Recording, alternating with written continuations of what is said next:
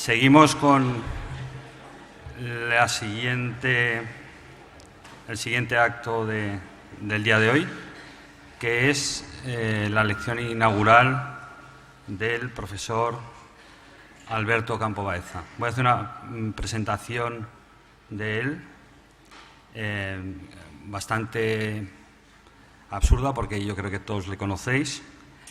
Entonces, más que nada, yo agradecer a Alberto, primero, que estés en la escuela, que nos des esta lección inaugural, que hayas aceptado ser el visiting profesor en el primer cuatrimestre de la asignatura de taller de quinto y por tu amistad especialmente. Alberto Campo Baeza, yo lo he bajado de su currículum, que lo podéis ver todos, y entonces las primeras dos líneas dice lo siguiente: nace en Valladolid, donde su abuelo era arquitecto. Vive desde los 2 años en Cádiz, ciudad en que vio la luz. Alberto Campo Baeza es catedrático de proyectos de la Escuela de Arquitectura de Madrid, en la que ha sido profesor durante más de 35 años. Ha impartido clases en la ETH de Zúrich, en Lausanne, en Weimar, en Washington, en Tournai, en Viena, por citar algunas de las clases de las universidades donde ha estado dando clases. Ha impartido conferencias por todo el mundo. Premio a la excelencia docente en la Universidad Politécnica de Madrid. Sus obras han tenido un reconocimiento infinito y además, en la tercera pata de su labor como profesor y como arquitecto, ha publicado una serie de libros, entre los que destacaría La idea construida, que ha tenido 30 ediciones.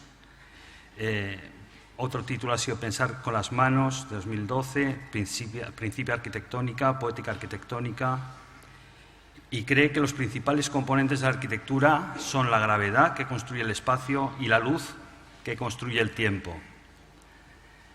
De sus muchos premios y reconocimientos quisiera destacar lo siguiente: ha sido Premio Piranesi en 2018 en Roma, doctor honoris causa de la Universidad CEU San Pablo, académico de número de la Real Academia de Bellas Artes San Fernando. Hago un resumen. Premio Riva International Fellowship, Arnold Brunner Memorial Prize en Estados Unidos, en la anterior de Londres, medalla de oro Henrik Tessenhoff en Alemania, premio a la excelencia docente en la Politécnica de Madrid, colegiado de honor en el Colegio de Arquitectos de Cádiz, premio en el Patrimonio Histórico Andaluz, premio internacional de Arquitectura de Piedra en Italia, medalla de Bellas Artes en Granada, premio Eduardo Torroja en Ingeniería y Arquitectura, premio del Colegio de Arquitectos de Madrid, medalla de oro también en la Bienal de Venecia del 1999, primer premio especial del jurado en la exposición 10 arquitectos españoles en la Bienal de Buenos Aires, etcétera, etcétera. Y quizás, siempre me gusta el primer premio, que es quizás al que uno le tiene más cariño, que es el premio del Ayuntamiento de Madrid de la Escuela Pública San Fermín, que eso es del principio de tu carrera profesional. Espero que sea en tu currículum. Bueno, más que nada, solo me gustaría acabar esta presentación con... Él me regaló hace ya unos años un libro de Osip Mandelstam, Coloquio sobre Dante. Y me gustaría destacar algo que sí lo encuentro en relación con la docencia en la arquitectura. Lo único que tenéis que cambiar es una palabra. Y entonces creo que describe perfectamente lo que es el recorrido de un estudiante aprendiendo arquitectura en esta escuela.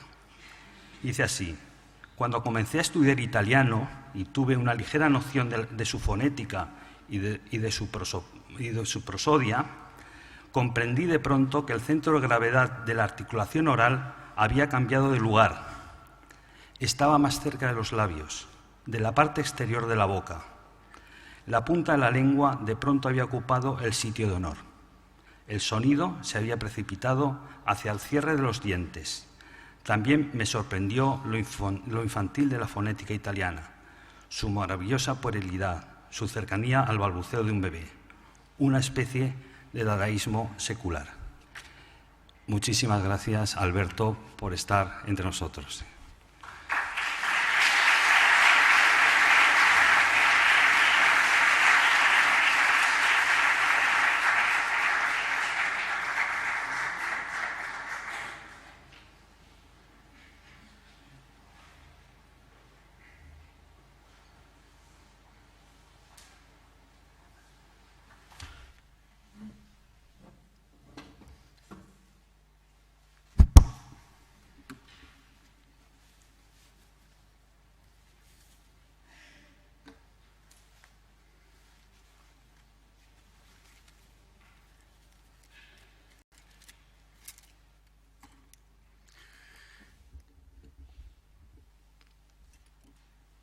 No tengo palabras suficientes para expresar lo que siento esta mañana aquí. Gracias, gracias, gracias, por tantas razones. Me ha emocionado tanto las palabras de Dalmau, tan bonitas, hablando de los profesores que llevamos tanto tiempo dedicados a esta cosa maravillosa que es estar dando clase. Es como si nos hubieran inoculado un veneno, este veneno de la docencia tan maravilloso. Y también las palabras del vicerrector, ver a un vicerrector, profesor de esta escuela, hablando con entusiasmo de su escuela y de su universidad, pues esto da mucho gusto y siempre es muy satisfactorio para las gentes que estamos en la docencia. Como se me había invitado a la inauguración de curso, pensé que más que una conferencia sobre mis obras, que eso siempre estamos a tiempo de hacerlo en cualquier momento y es lo que hace uno habitualmente, pues tenía más sentido el hacer un pequeño discurso teórico sobre algún tema profundo y en este caso hoy vamos a hablar de la sabiduría del arquitecto y explicaré las razones, intentaré no ser muy largo. Antes de eso, leeré esta introducción más preparada, dando las gracias. Se me hace el honor de invitarme hoy aquí a pronunciar la lección inaugural del curso académico 2018-2019 de la Escuela de Arquitectura de Barcelona, la EDSAB de la UPC. Gracias. Se me ha invitado como visiting professor a esta escuela y es un gran honor para mí el impartir docencia aquí, en esta escuela tan prestigiosa, a la que he acudido siempre que se me ha llamado como miembro de comisiones de oposiciones y de tesis doctorales y de alguna conferencia organizada por los alumnos. Ahora, como visiting professor, en una invitación oficial de la dirección de la escuela, que para mí es un regalo inmerecido que agradezco enormemente.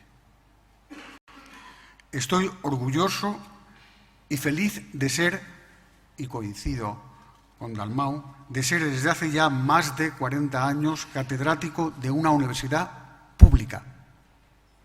Esto yo creo que se entiende, querría subrayar lo de pública.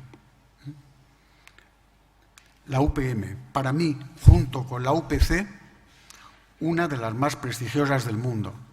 Da gusto oírle al vicerrector lo de los rankings, que es una bronca que le echo habitualmente a mi rector.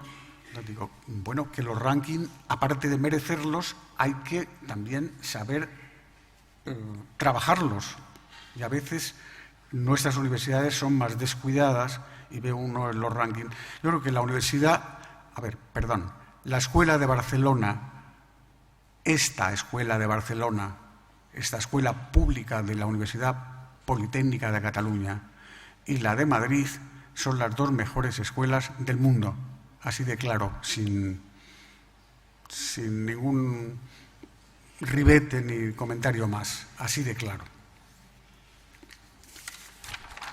Y ahora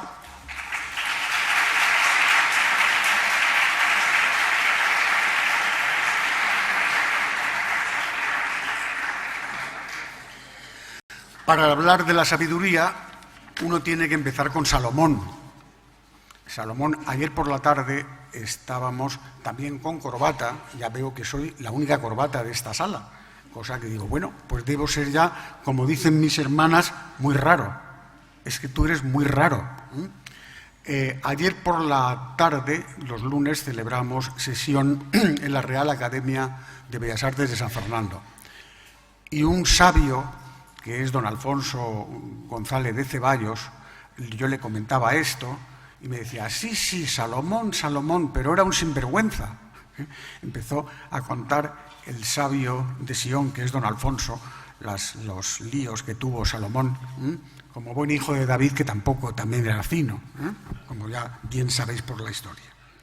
Pero una cosa cortita de Salomón, del libro de la sabiduría, en el capítulo 7, que es una buena manera de entrar aquí. Por eso oré a Dios y me concedió prudencia, le rogué y me dio el espíritu de sabiduría.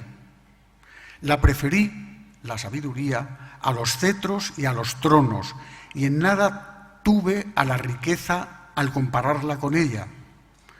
Ni aun la más preciosa joya puede igualarla. Todo el oro a su lado es un puñado de arena. Junto a ella, la plata es como el barro. La amé más que a la salud y a la belleza. La escogí para tenerla como luz, porque su resplandor no se pierde en el ocaso. Estas horas tan bonitas de Salomón. Bueno, pero yo me voy a apoyar más en Eliot, que no era Salomón, pero T.S. Eliot, y daré también las razones. T.S. Eliot hace una precisa distinción entre información, conocimiento y sabiduría. Primero, en su poema Coros en la roca, de 1934, y luego en su paradigmático ensayo ¿Qué es un clásico?, el texto del discurso magistral que pronunció ante la Sociedad Virgiliana de Londres en 1944. En Choruses from the Rock escribe: Where is the wisdom we have lost in knowledge? Where is the knowledge we have lost in information? ¿Dónde está la sabiduría que hemos perdido en conocimiento? ¿Dónde está el conocimiento que hemos perdido en información? Y en What is a Classic escribe: In our age, when men seem more than ever prone to confuse wisdom with knowledge and knowledge with information. En esta época nuestra, en la que los hombres son más propensos que nunca a confundir la sabiduría con el conocimiento y el conocimiento con la información. Y ahora me explicaré. Cada vez soy más ferviente admirador de T.S. Eliot, y se lo recomiendo vivamente a los alumnos y a los no alumnos también. A lo mejor por las mismas razones que nos da Octavio Paz en su discurso de aceptación del premio T.S. Eliot. El imán que me atrajo fue la excelencia del poema, el rigor de su construcción, la hondura de la visión, la variedad de sus partes y la admirable unidad del conjunto.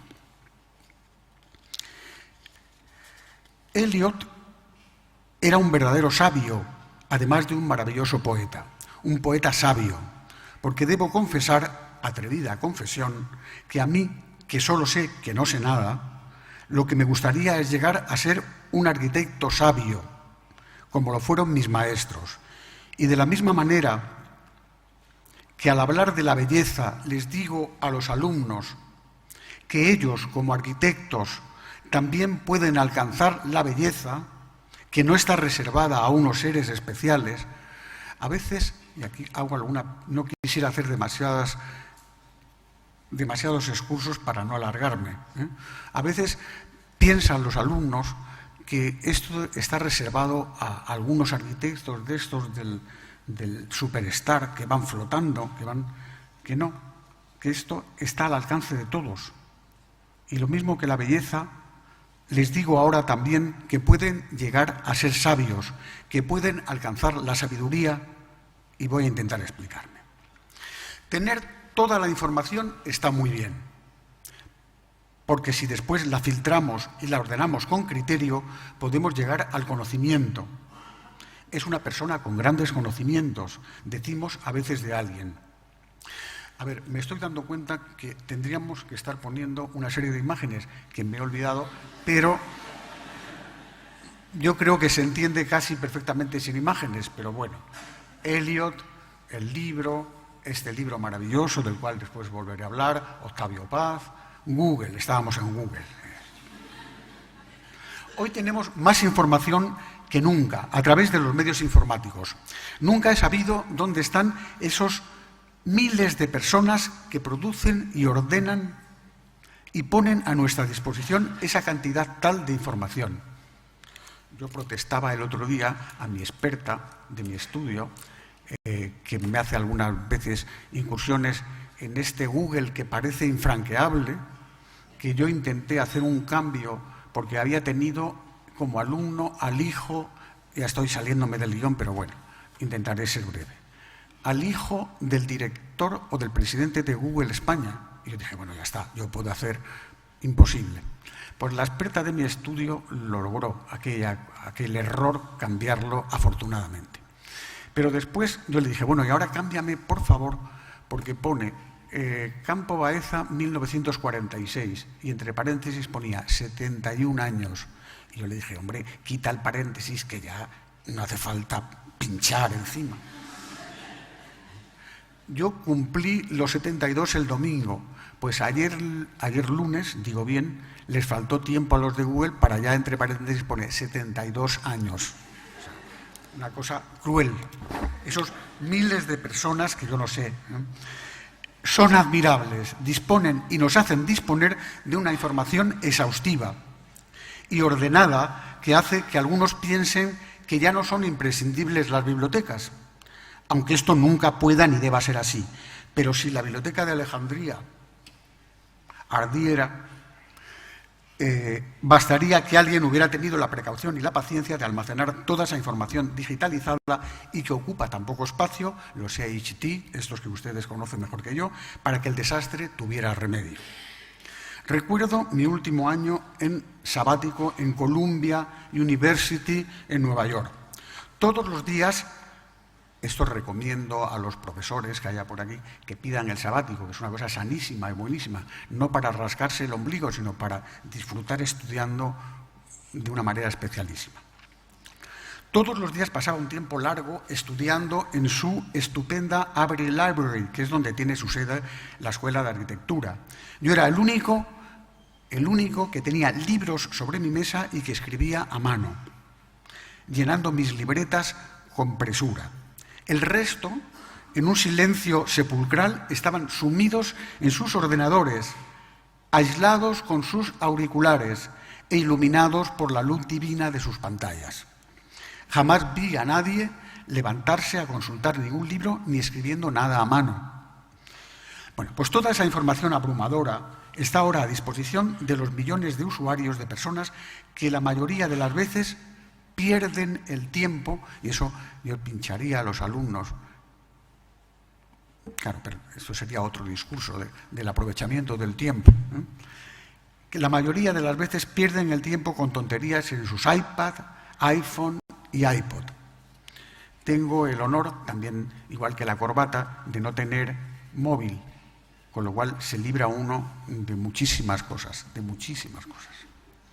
La información no deja de ser sencillamente información. Si no se procesa, permanece como un material inerte. Quizás sirve, otra vez este señor, bien, quizás sirve para hacer de alguien un erudito. En la escala del saber, conocer y entender se quedan en los primeros escalones. Un poquito acerca del conocimiento. Si la información se procesa, se ordena y se elabora, se accede al estado siguiente, que es el conocimiento. Siempre que escribo algún texto, lo primero que hago es preparar un guión. Esta mañana en las correcciones de proyectos hablábamos de tener una idea, de saber qué se desarrollaba, tener un guión.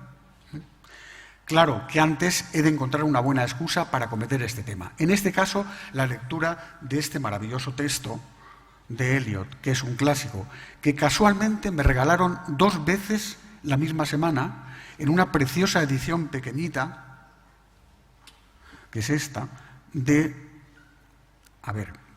la Universidad Nacional Autónoma de México. Esto, muchos de los profesores conocerán ediciones de esa maravillosa editorial, que es una fuente de maravillas.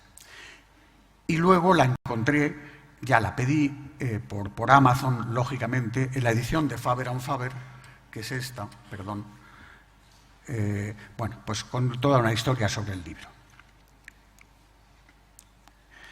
Cuando teniendo una gran cantidad de información y tras guardarla en nuestra memoria se estudia y se empieza a ponerla en relación, se acaba teniendo un cierto conocimiento sobre el tema de que se trata, lo que siempre hemos entendido como estudiar un tema. Así entiendo que en una escuela, en nuestro caso la escuela de arquitectura, es un instrumento no solo de transmisión de la información, sino también de su elaboración. Como el café en grano, que necesita ser seleccionado, tostado, molido y filtrado con agua caliente para obtener el delicioso brebaje. Y quizás tras la ingestión de ese café estupendo, las neuronas se despiertan y hasta hagan que lleguemos a la sabiduría. Bueno, aquí contaría toda una historia sobre las meditaciones de Marco Aurelio, pues que esta es mi escuela, esta es nuestra escuela, estamos ahora metidos aquí, que yo no sabía que el acto iba a ser aquí, en brazos de Coderc. Esto es Marco Aurelio, pues, pero toda una historia que no voy a relatarla aquí. Recuerdo que de niño siempre veía a mi padre estudiando y yo me preguntaba, con lo que sabe, ¿para qué sigue estudiando? Mi padre era cirujano y fue un tiempo auxiliar del catedrático de Anatomía de la Facultad de Medicina de Valladolid. Su expediente era brillantísimo. Mi padre murió con 104 años, esto aunque sea un excurso, es corto. Murió con 104 años, con la cabeza clara y un buen humor maravilloso. Y el último año, un día sentado con él en esas conversaciones que solo son posibles en esa situación, le dije, bueno, papá, pero ¿tú qué notas tuviste? Y siempre se negaba y ya un día cedió y dijo, 19 matrículas de honor. Y cuando murió, descubrimos en los papeles ordenados que estaban allí las papeletas, pero las 3 últimas papeletas, se juntaban 3 papeletas más, que en vez de poner matrícula de honor, ponía, el catedrático había escrito, que yo no lo he hecho nunca, el catedrático había escrito admirable, admirable, admirable, cosa que para los que damos clase es... Bueno, Era un verdadero sabio que nos dio ejemplo toda su vida sin dejar nunca de estudiar, lo que yo ahora procuro no dejar de hacer. Bueno, este señor que he puesto antes en un artículo estupendo, que es muy largo y solo digo el final, termina con un vivimos anegados de información, con sólidos conocimientos científicos, pero ayunos casi por completo de sabiduría. Sabiduría. Y vamos acercándonos al final. Siguiendo a Elliot tras la información y el conocimiento, viene la sabiduría. Otra vez Salomón por aquí. Pero, ¿qué es realmente ser sabio? ¿Saberlo todo de todo? ¿Saberlo todo de algo? Porque tras conocer una gran cantidad de cosas de alguna materia, podríamos dar un paso más para llegar a algo más. Como lo del libro de los reyes, lo he citado al principio, me lo salto para no alargar esto. Por eso, cuando hablamos de la sabiduría, no podemos dejar de citar al rey Salomón, al sabio Salomón. La sabiduría como capacidad de discernimiento. De la sabiduría de la arquitectura. Claro que alguno de ustedes dirá, ¿qué hace un arquitecto hablando de la sabiduría? ¿Por qué? ¿Para qué? Lo hago porque, entre otras muchas razones, creo que para hacer la mejor arquitectura posible hace falta ser sabio. Esta mañana con los alumnos de Barcelona y con mis alumnos de Madrid, habitualmente, hablamos de 1000 temas, de 1000 autores, pues hablamos Tú has citado a Osip Mandelstam, que es un poeta polaco maravilloso, que yo no lo conocía, me lo recomendó un día Kenneth Frampton y descubrí ahí una beta maravillosa. Muchas veces también estas cosas preciosas que pasa con la cultura, que de boca a boca se transmiten las cosas mucho mejor, ¿no? Y Mandelstam es inagotable, Yo me equivoqué y se equivocó mi librera, y en vez de traerme el libro que le había pedido de poemas de Mandelstam, me trajo un ensayo, ese ensayo que ha citado Félix sobre Dante. Es un ensayo sobre Dante donde hace un elogio del lenguaje italiano precioso, ¿no? Bueno, arquitectura, sabiduría, ¿para qué? ¿Por qué? El que solo sabe de medicina, ni de medicina sabe, decía Marañón. Pues el que solo sabe de arquitectura, ni de arquitectura sabe, digo yo. Recuerdo bien a mis maestros, a los arquitectos que fueron mis profesores en la Escuela de Arquitectura de Madrid. Ha sido precioso cuando habéis citado esta mañana a esa cuadrilla de profesores maravillosos de Barcelona. A mí casi se me han derramado las lágrimas porque, bueno, pues es la misma historia siempre. Estos mayores que nos han atraído con el imán de su ejemplo y de su cultura y de su sabiduría. Eran unos verdaderos maestros. Sus críticas de proyectos eran clases donde hablaban de todo. De su repleto pozo de sabiduría emergía la filosofía, la historia, la música o la poesía. Bueno, yo me he ido ya, aquí Marañón, aquí Oiza, Sáez de Oiza. Y es que aquellos maestros eran sabios. Francisco Javier Sáez de Oiza, que le veis aquí en la imagen, en sus clases apocalípticas, sus obras. Alejandro de la Sota, en sus clases calladas.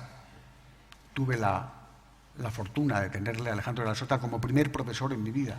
Y hay historias larguísimas y preciosas, pero que no voy ahora a contar aquí, en este momento. Javier Carvajal, en sus clases precisas. Esto suena, ¿no? Bueno. Julio Cano en sus clases preciosas. Y Miguel Fisac, que está aquí con Julio Cano, en sus clases, y Miguel Fisac, Julio Cano Lasso, Miguel Fisac, y José Antonio Coderch en sus clases sin clases, porque ni Fisac ni Coderch fueron profesores, pero sin embargo sí eran sabios y de ellos aprendía uno todo. Aquí me he permitido, yo no sé, le he preguntado antes a Tony si era adecuado o no, pero yo lo había metido ya. Y no sé, traer una imagen de toros a Barcelona, pero esto era una imagen de las fotos que hacía Coderch y esta me la dedicó con una cosa, con tanto cariño como me dedicó también su libro. Estas joyas que uno tiene y que, bueno, yo creo que es el momento de poderlas exhibir. Y esta joya maravillosa que todos ustedes conocen, que curiosamente ha desaparecido de las monografías de Coderch. Yo la tengo del libro de Arquitectura Española Contemporánea de Flores, y que es una imagen, yo creo que resume tantísimas cosas del maestro que...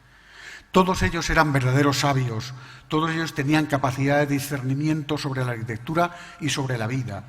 De cada uno de ellos se podía decir que era un pozo de sabiduría. Ya me gustaría a mí parecerme a ellos. Bueno, de la historia de la arquitectura, y es la última página, Coderch. Este es el edificio Girasol de Madrid, que es la joya que tenemos del maestro allí. Bueno, y esto es otra cita. Bien, bueno.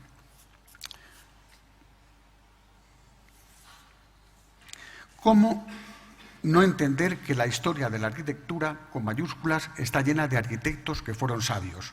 Ictinos y Calícrates, los arquitectos del Partenón, eran verdaderos sabios. El Partenón y antes la creación de la Acrópolis fueron algo fuera del tiempo, de ayer, de hoy y de mañana. No en vano tanto Le Corbusier como Mies van der Rohe se fotografiaron delante de aquellas ruinas, las dos figuras punteras. Hay unas fotos preciosas, no sé si me las han puesto o no, que están allí fotografiados. Como sabio está Sostanulas, el sabio arquitecto que actualmente restaura los Propileos. Arquitecto estupendo que además con él se puede entrar al Partenón, cosa que si no, no se entra. Si alguno vais a Atenas, avisáis. Y no fue Apolodoro de Damasco, el arquitecto del Panteón de Roma, un verdadero sabio. Sin duda, la operación estructural y constructiva de esa maravilla no puede ser más que el resultado de una cabeza de arquitecto privilegiado. Cada vez que vuelvo a estudiar y analizar el Panteón romano, sigo aprendiendo. Y de Vitruvio. ¿Cuántas veces no habremos utilizado de palabra y de hecho su utilitas, su firmitas y su venustas? O de Palladio, tan sabio que además de hacer una arquitectura de primera y escribir los 4 libros de la arquitectura, ha seguido influyendo sobre los arquitectos de nuestros días. McKean, Mead y White levantan de su mano los más representativos edificios de Columbia University en Nueva York.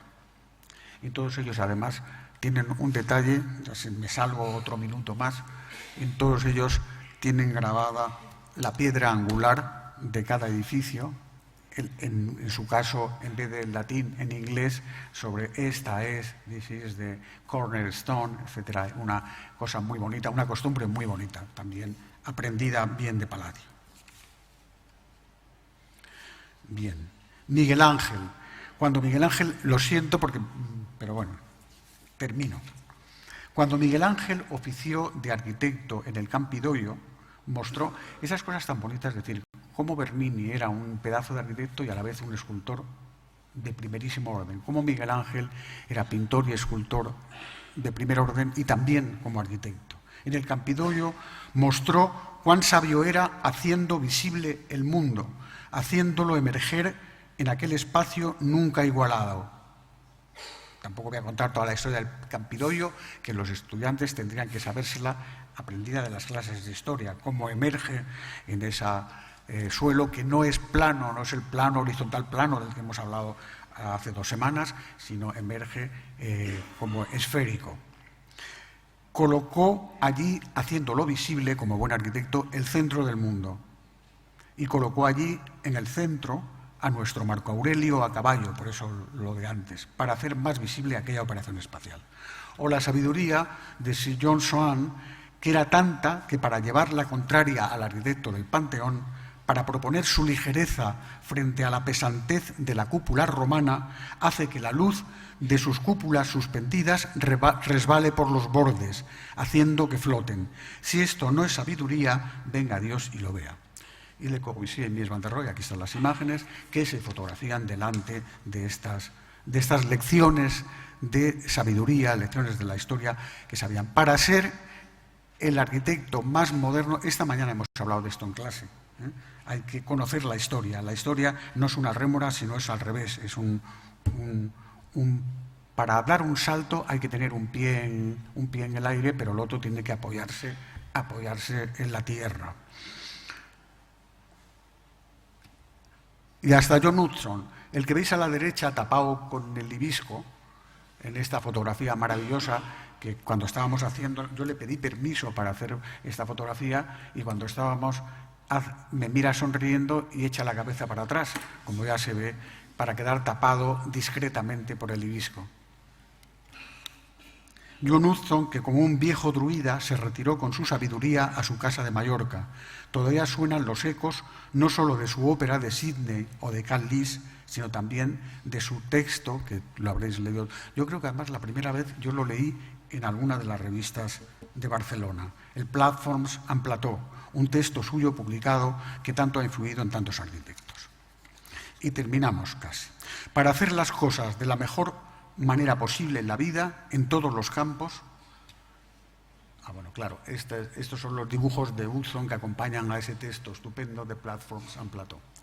Para hacer las cosas de la mejor manera posible en la vida, en todos los campos, también en la arquitectura, deberíamos intentar acercarnos a la sabiduría, procurar ser sabios, no solo tener toda la información, no solo elaborarla y adquirir el conocimiento, sino sobre todo, luego, siempre estudiar y discernir para, llegando a alcanzar la sabiduría, hacerlo como el mejor o mejor que el mejor.